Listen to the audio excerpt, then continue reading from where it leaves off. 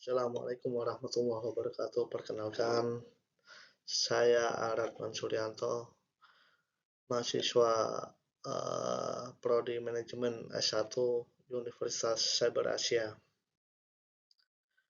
Berdasarkan artikel yang telah saya baca, berikut analisis komprehensif mengenai kasus overclaim dan bahan berbahaya dalam industri skincare. Bagaimana pandangan saya tentang praktik overclaim dalam industri skincare tersebut? Tentunya saya sangat tidak setuju dengan praktik overclaim yang dilakukan beberapa produk skincare, karena praktik ini merupakan pelanggaran terhadap etika bisnis yang serius. Ada beberapa alasan, yaitu pertama dari perspektif teori etika. Prinsip hal ini melanggar prinsip kejujuran, yaitu di mana overclaim melanggar prinsip dasar kejujuran dalam berbisnis. Contohnya, produk yang mengklaim retinol 2% padahal hanya 0,0017%. Yang kedua adalah teori deontologikan. Teori ini oleh Immanuel Kant, bahwa praktik ini memperlakukan konsumen sebagai means to the end, alat untuk mencapai tujuan keuntungan, bukan sebagai individu yang berhak mendapat informasi akurat. Yang ketiga adalah melanggar prinsip transparansi, di mana bisnis yang etis harus transparan tentang kandungan dan manfaat produk, bukan menyembunyikan atau memanipulasi informasi. Jadi praktik ini pada dasarnya ada penipuan terselubung yang memanfaatkan ketidaktahuan konsumen. Masalah etika bisnis dan dampaknya. Dalam hal ini, nilai atau prinsip yang diabaikan adalah yang pertama, tanggung jawab sosial, di mana perusahaan mengabaikan dampak produk terhadap kesehatan masyarakat, fokus pada profit semata tanpa mempertimbangkan kesejahteraan konsumen. Yang kedua adalah integritas produk, di mana kandungan tidak sesuai dengan klaim, penggunaan bahan berbahaya seperti hidroquinone tanpa izin. Yang ketiga, prinsip keadilan atau justice, di mana konsumen dirugikan secara finansial. Rakyat kecil menjadi target karena harga murah namun kualitas tidak sesuai janji. Yang keempat adalah prinsip kepercayaan, di mana mencederai kepercayaan konsumen terhadap industri skincare lokal. Bagaimana dampaknya terhadap konsumen? Misalnya dampak kesehatan. Yang pertama, dampak kesehatan, misalnya risiko iritasi pada kulit atau efek samping lainnya dari bahan berbahaya. Dampak secara ekonomi, misalnya kerugian finansial karena produk tidak efektif sesuai klaim.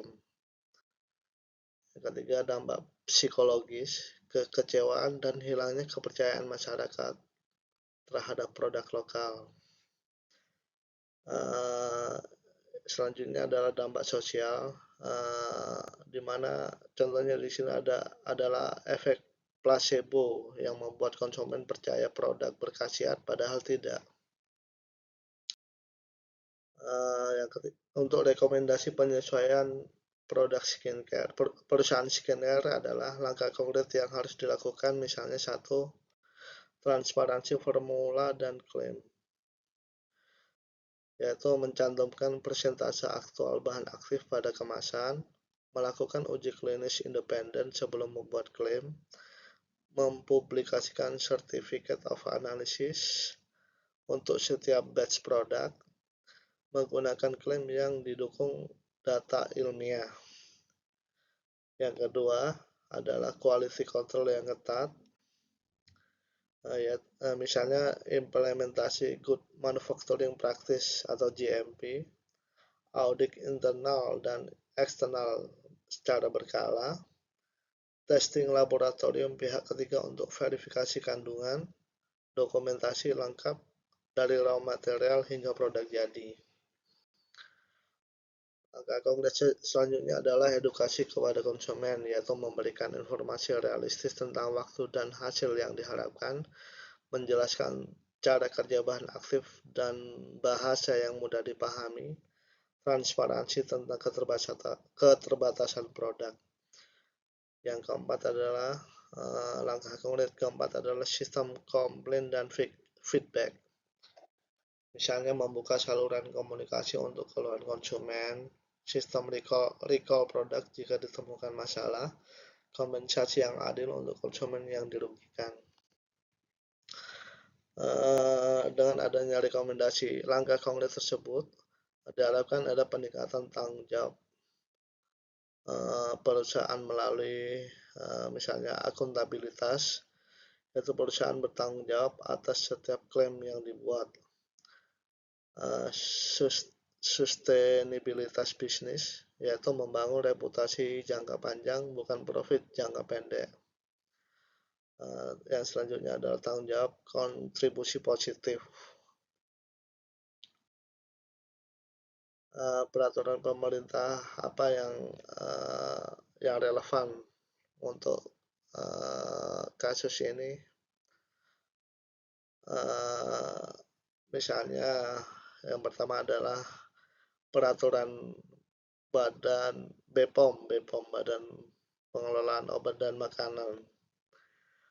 Misalnya peraturan BPOM nomor 23 tahun 2019 tentang persyaratan teknis bahan kosmetik, peraturan BPOM tentang notifikasi kosmetika, pedoman uji keamanan dan efikasi kosmetik.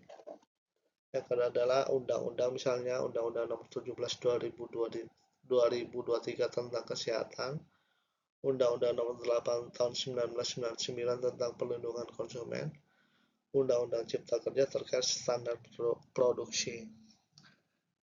Yang ketiga adalah regulasi yang relevan, misalnya regulasi tentang bahan yang dilarang dan dibatasi, misalnya hidrokuinon dibatasi maksimal 2% dan harus dengan resep dokter. Terus selanjutnya misal merkuri, steroid, dan bahan berbahaya lainnya dilarang.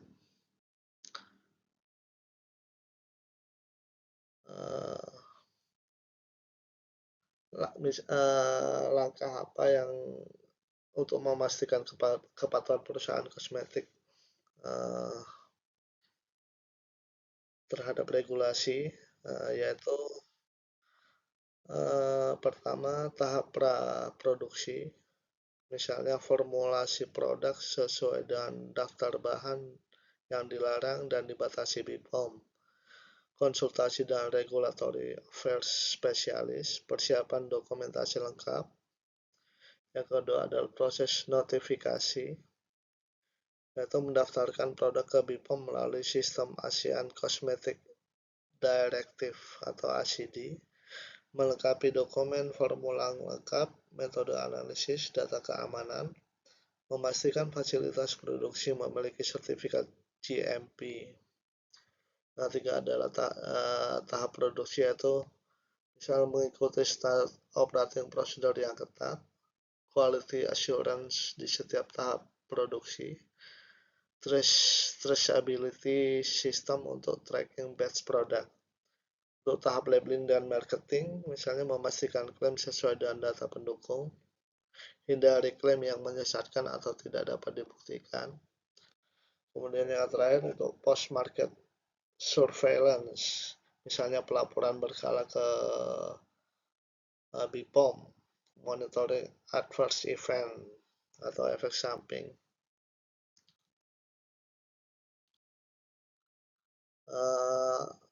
Outcome apa yang diharapkan?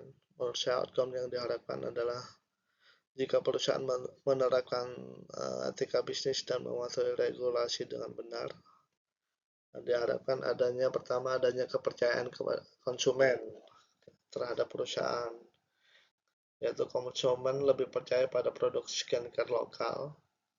Dengan adanya kepercayaan tersebut, diharapkan adanya repeat purchase meningkat karena produk sesuai ekspektasi, konsumen lebih loyal dan menjadi brand advocate.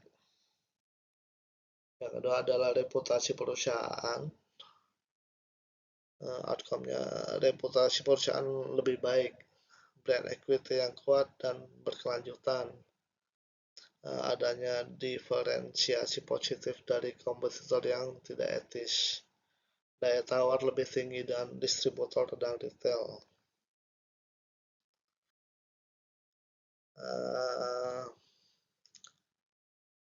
Yang ketiga adalah adanya kesehatan masyarakat. Menurut penurunan kasus iritasi dan kerusakan kulit akibat produk tidak aman.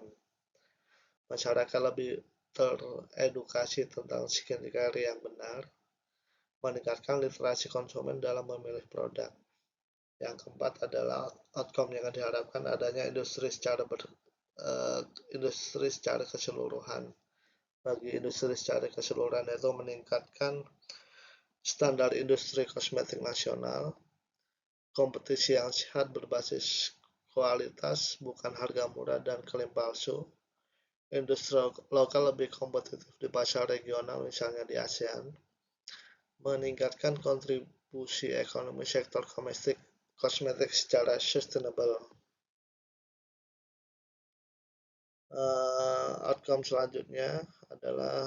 Outcome yang diharapkan selanjutnya adalah regulasi dan pengawasan yang baik. BPOM dapat lebih fokus pada inovasi regulasi, bukan hanya enforcement, mengurangi beban pengawasan dan penindakan, kolaborasi lebih baik antara industri dan regulator, standar Indonesia diakui secara internasional. Yang keenam adalah outcome yang diharapkan berupa dampak ekonomi jangka panjang, misalnya adanya sustainability bisnis yang terjaga, valuasi perusahaan meningkat, menciptakan ekosistem bisnis yang sehat. Sekian presentasi dari saya. Atas perhatiannya diucapkan terima kasih. Wassalamualaikum warahmatullahi wabarakatuh.